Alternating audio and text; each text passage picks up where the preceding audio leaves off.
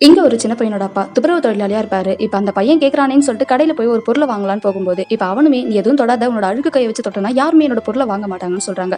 இத கேட்கிற அந்த பையனுக்குமே ரொம்ப கஷ்டமா இருக்கு. இப்ப அந்த சின்ன பையனும் அவன் வச்சிருக்கக்கூடிய சாப்பிடுற பொருள அவங்க ஃப்ரெண்டு கூட ஷேர் பண்ணி சாப்பிடும்போது, இப்ப அந்த பாக்குற அவங்க அப்பாவுமே ஏன்டா அவங்க அப்பா ஒரு அழுக்கு தொழிலாளி, அத ஏன்டா நீ வாங்கி சாப்பிடுற, அத வாங்காத அப்படின்னு சொல்லிட்டு சொல்றான். இப்ப அவனுமே சீ அப்படின்னு சொல்லிட்டு கடாச்சிட்டு போயிடுறான். இத பாக்குற இவனுக்கு இன்னொரு கஷ்டமாயி போகுது. இப்ப வீட்டுக்கு வந்தவனும் அவங்க அப்பா கிட்ட, அப்பா நீங்க இந்த தொழில பண்ணாதீங்க, எனக்கு பிடிக்கல அப்படின்னு சொல்றாங்க.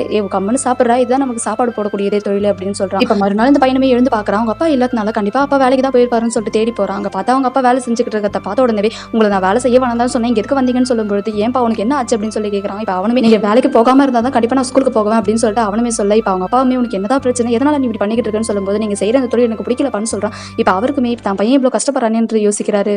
இப்ப மறுநாள் அந்த பையனுமே ஸ்கூலுக்கு போயிட்டு வர வழியில பார்த்தா ஒரு அரசியல்வாதியை போட்டோ எடுத்துக்கிட்டு இருக்காங்க. பெருக்கிற மாதிரியே மருந்தடிக்கிற மாதிரி எல்லாம். இதை பாக்குற அந்த பையனுமே தன்னோட அப்பாவையும் இதே மாதிரி கூட்டிட்டு வந்தா இவங்க எல்லாருமே இந்த மாதிரி பண்ணுவாங்களா அப்படின்னு சொல்லிட்டு அவங்க அப்பாவே மறுநாள் அதே மாதிரி வெள்ளையஞ்சலையுமா கூட்டிட்டு வர, அங்க இருக்க எல்லாருமே அவங்க அப்பா பார்த்து சிரிக்கிறாங்க. இது அந்த பையனுக்கு ரொம்பவே வித்தியாசமா இருக்கு. என்ன அவங்க வந்தா மட்டும் எல்லாரும் ஏத்துக்கிட்டாங்களே, கை தட்டினாங்களே சொல்லி யோசிக்கிறான். இப்ப அந்த பையனுமே அவங்க அப்பாவை ஸ்கூலுக்கு கூட்டிட்டு போயிடறான். நீங்க இங்க தான் இருக்கணும், கண்டிப்பா எந்த வேலையும் செய்யக்கூடாது, ஸ்கூல் முடிச்சுட்டு நம்ம ஒன்னாவே போலாம், நீ என்ன விட்டு போனீங்க அப்படின்னா கண்டிப்பா நீங்க அந்த வேலையை தான் செய்வீங்க, எனக்கு தெரியும்னு சொல்லிடுறான். இப்ப அவங்க அப்பாவுமே ரொம்ப நேரம் வெயிட் பண்ணி பாக்குறாரு. ஆனா அந்த பையன் வரவே இல்லை. இப்ப அந்த பையனுமே தன்னோட அப்பா இவ்வளவு நேரம் வெயிட் பண்றாருன்னு சொல்லிட்டு, அப்ப அவங்களுக்கு தோணுச்சுன்னா நீங்க வீட்டுக்கு போங்க, நான் வந்து கூட உங்களை பாக்குறேன்னு சொல்றாங்க. இப்ப அவங்க அப்பாவுமே போதுடா சாமின்னு சொல்லிட்டு போயிட்டு அவர் துப்புரவு தொழிலாளி வேலையை பார்க்க ஆரம்பிச்சிடறாரு. இப்ப அந்த பையனுமே ஸ்கூல் விட்டுட்டு வந்ததுக்கு அப்புறம் பாக்குறான் தன்னோட அப்பா அந்த வேலையை செஞ்சுக்கிட்டு இருக்கிறதுனால அவனுக்கு ரொம்பவே கோவம் வருது. இப்ப இவருமே எதையுமே கருதாம இப்ப மறுநாள் எழுந்து அதே மாதிரி தொழில பார்க்க போயிடுறாரு. இந்த பையனுமே வீட்டுல இருந்துகிட்டு டிவி பார்த்துக்கிட்டு இருக்கும்போது டிவிலுமே இந்த மாதிரி நம்மள சுத்தி இருக்கக்கூடிய இடங்கள் எல்லாமே தூய்மையா இருந்தாதான் எந்த ஒரு நோயுமே பரவாது, அதனால எல்லாருமே தூய்மையா வச்சுக்கோங்க அப்படின்னு சொல்றாங்க. இதை பாக்குற இந்த பையனுமே அப்ப அப்பாவும் ஒரு நல்ல காரியத்தை தான் செஞ்சுட்டு இருக்காரு, எல்லாருக்குமே ஒரு நல்ல விஷயத்த பண்ணிக்கிட்டு இருக்காரு, நாம தான் அதை தப்பா புரிஞ்சுக்கிட்டோம்னு சொல்லிட்டு இப்ப அவனுமே அவங்க அப்பாவை தேடி போறா. இப்ப அவங்க அப்பாவுமே அதை பெருக்கிற வேலையை செஞ்சுக்கிட்டு இருக்கிறதுனால